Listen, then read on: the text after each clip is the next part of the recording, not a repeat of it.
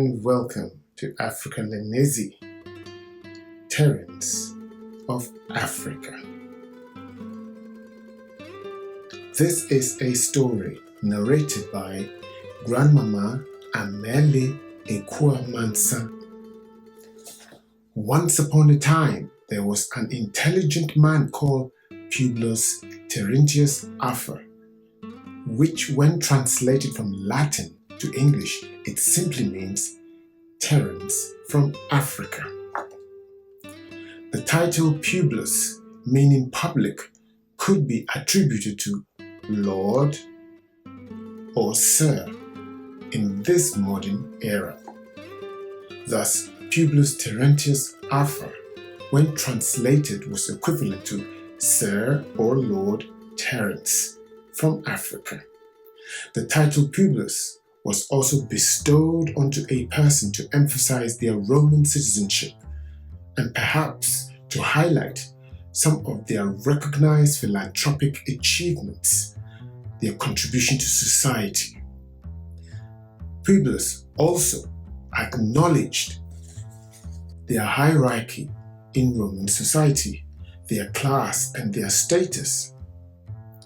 Terentius Afer was a member of the Scipionic Circle, which was a club or fraternity where like minds shared views as well as used their influence to help shape political policies, to help shape social norms for poetry, for philosophy, Greek culture, literature.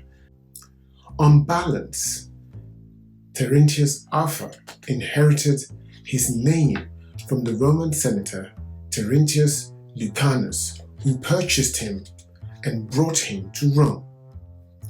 Terentius Afer was brought to Rome as a child slave, most likely in his early years, between the ages of 7 to 10.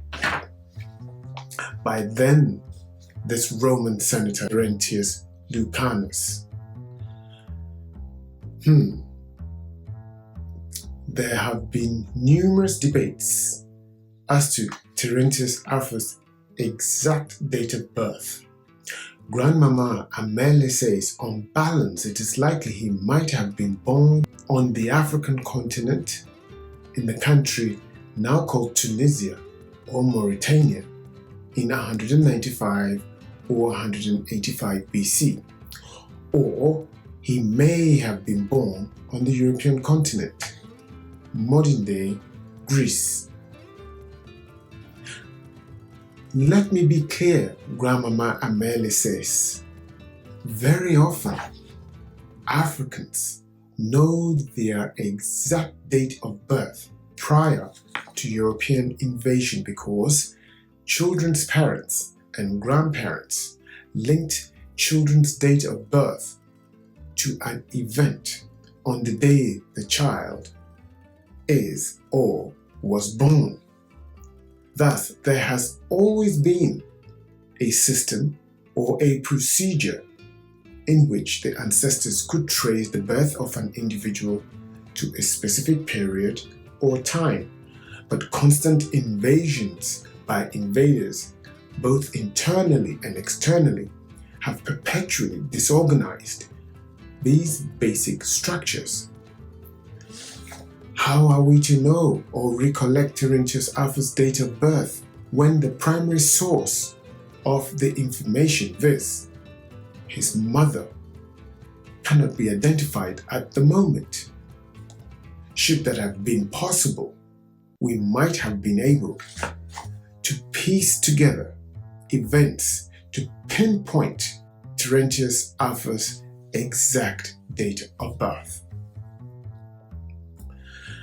Prior to the Roman Republic's invasion of Carthage, the then Queen Alicia, or nicknamed Dido, had built a thriving city called Punic.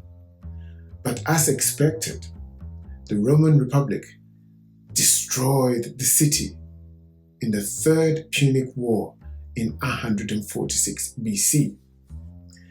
Mother Africa chimed in and said, "This is indicative proof that it was certainly not easy to destroy or simply walk in and trounce on an African village, town, city, let alone a kingdom. Very often the perception is that the Crusaders could just walk in and take over an African kingdom. Far from it. As proof, the Roman Republic was only able to destroy Queen Alicia's thriving city of Punic in Carthage after their third attempt. Even to kidnap Africans on the African continent into slavery wasn't as easy as it has been narrated to date. African kings, queens, and the people did not just sit by idle or roll over for their kingdoms to be invaded and taken away from them just like that. The Africans fought tooth and nail, shed blood to protect their kingdom. An example of this was highlighted in our journey to Egypt in the Battle of Ayunjalot. Africans today continue to exhibit their commitments and love for the African continent even in the midst of difficult times. The diasporas, for instance, do whatever they can to help their families on the African continent, even though they are continuously fleeced with superfluous high bank charges or costs when wiring money to their relatives on the African continent. Africans also pay the highest flight fares to and within the African continent, as well as pay the highest telecommunication charges in the world. During the brutal Roman times, there were constant looting, deforestation, murders, which were referred to as execution. There were constant attempts to the eradication of the people's cultures, lifestyle, history. But what stung the most was the levying of unfair taxes, which became a burden on the people, literally breaking their spirits. Carthage, now called Tunisia, became a Roman municipality, referred to as Roman Carthage. Tax revenues, or the financial returns of the Carthage municipality, went to Rome. Wow!